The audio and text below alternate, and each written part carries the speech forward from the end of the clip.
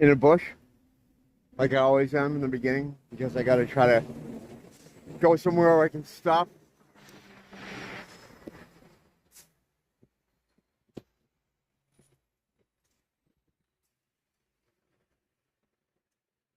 Some of my family is currently over in Ireland, and I was talking to them, and they were lamenting that there's the first place I went was Dublin after the airport, I guess. And they said there's no Irish in Dublin. It's just all immigrants. That's all it is there, you know.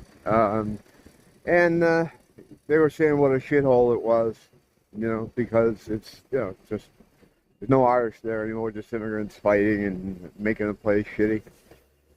And they sent me a picture of a, you know, that they thought was sad.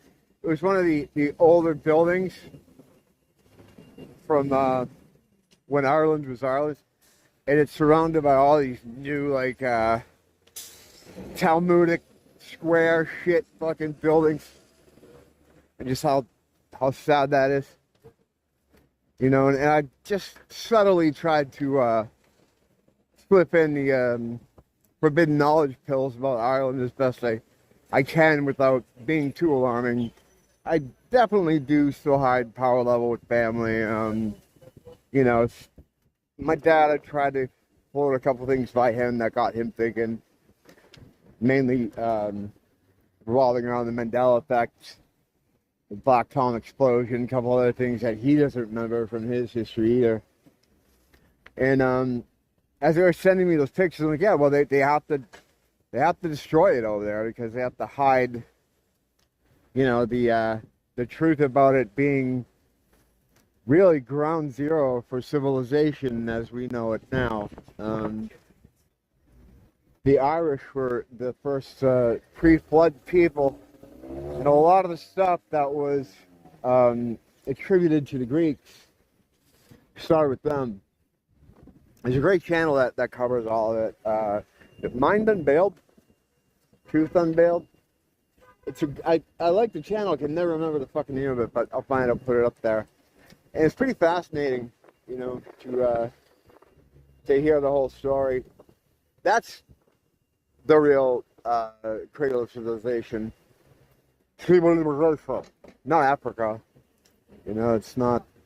That's not even close to being true that everybody came out. We're all like descended from them, right? That's why you can go there now and still find them fighting over a human leg, over wearing animal skins. You know, it's just more humiliation. You know, they take things and they try to tell you, you know, water is dry and black is white and up is down. It's just satanic doctrine bullshit. But yeah, they were that's where people first emerged after the flood, and everything kind of spread from there. The old Celtic Druids, they held the secrets of magic and the world as we know it now. They held all the keys to how to function in reality. Pretty interesting stuff. But yeah, they're gonna head more out into the country, try to see what's left of real Ireland. Just leaving the 7-O store. Seeing all the girls that I used to see all the time. She's like, "You're just getting incense?" I'm like, "Yeah, that's all I buy here now." She's like, "Oh, good for you, good for you." I'm telling her, like, since I stopped, money's piling up around me. It's crazy, like, cause like you're not spending it, or at least I didn't spend it all in, like, you know, every once in a while I'd go in and drop a couple $100, right? But usually it's like 60. You don't think about it, and then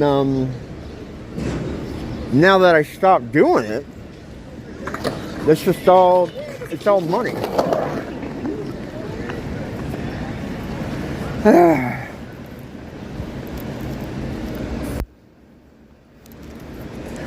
certain people love getting attention. Like, it's not enough that, you know, you're doing that, but you gotta crank the music on top of it. Like, make a spectacle out of yourself. That's what I love to do, you know?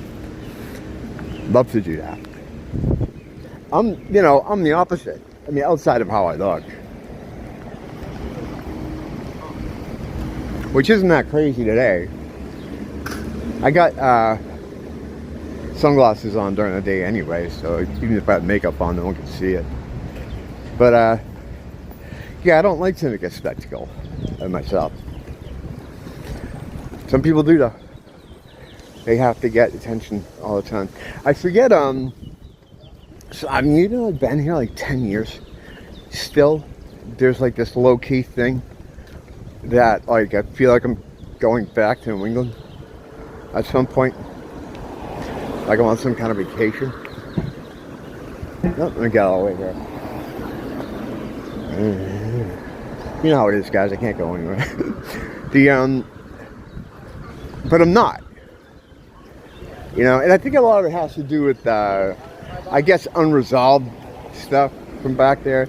Because, I mean, we made the decision to move on Friday, and then early Sunday morning, you know, getting on the plane. And I was fucking worried about getting on the plane, man. You know, for reasons that I'm not going to go into. We thought there was a good possibility that, you know, we didn't have all our stuff in order at all. And I was thinking you have to show your ID, you have to do all this stuff. And I think we did have to show our ID. My license was hadn't been renewed for years. Like, it was 2014, I think, was when they said, yeah, you probably shouldn't drive because of all the medication I was on, you know. And, you know, if you get in an accident, then we, you know, want to be able to say, yeah, we told you not to. So anyway, I had no license. I had an old one. And plus just a myriad of other reasons. But we were running late. So, because I think I forgot my phone at the house. It had to go back. But anyway, when so they rushed us through, kind of. And once I was on the plane, I was like, oh my God. You know, because it was a 50-50 in my mind. I was like thinking, well, if we have to go back home, you know, it's no big deal. I still have to do this. And had tentative plans for different things I was going to do. So Friday, we made the decision. And yeah, Sunday morning we were gone. We came here. So a lot of things were left kind of unresolved. Maybe not. Maybe just in my mind, between people, family, friends, things like that. I kind of didn't tell anybody really I was leaving until I was there. I had a couple friends that I gave stuff to, belongings to and stuff. Mostly friends' kids. Because most of my belongings is fucking, you know, toys and comics and shit. So I gave that all away. And then, yeah, no, it was that. And I came here.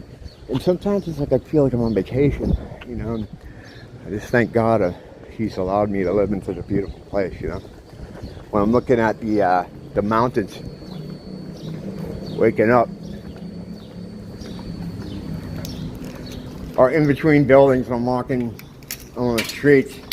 I walk around here all day. You see, you know. And it's like, yeah, like I still think like at some point, like, oh, it's gonna suck to have to leave this place. It's really nice here, but no, I'm not fucking going anywhere. Just trying to get a view of the mountains over here just before I go in, just to illustrate the point. How you doing? That's good. I like to know how everybody's doing. And when I don't see people, I get kind of nervous. I go start looking for them. I found the doctor. He's okay. Oh, he found me. I just look at this fucking view here. It's nothing crazy, but it's cool. You know, it's just never lived near mountains like that before. I just thank God He's blessed me to be in a place like this. For a reason, of course, you know, because it's all for a reason. If I didn't come here, I don't think any of this stuff would have happened. Or maybe it would have, I don't know. But I don't think any of this stuff would have happened that put me on the path I'm on now. You know, God moves you around. Not like a push, but like he nudges you gently to where you're best suited to be. Because there's still, you know, free will involved, of course. You know, you always have your free will. But he'll help you out, and the more you let him help you out, the more he helps you out. Until you find yourself consulting with him several times a day, like me. He wants that, though. That's what he wants. You're his kid. You're the love of his life. And he yours, you know? And that's why when people seem to get all they want, or whatever they want, money, fame, you know, people like that, there's always an emptiness there. And you always hear them say that too. It's like, I just couldn't, you know, it didn't matter how much I had, there's still something there. That's God. That's a God-sized hole. And he put that there. So you remember him. So say hi. Say hi to him. And until next time. Oh, I already did whatever. Here's another one. Don't blame the teacher, blame the school.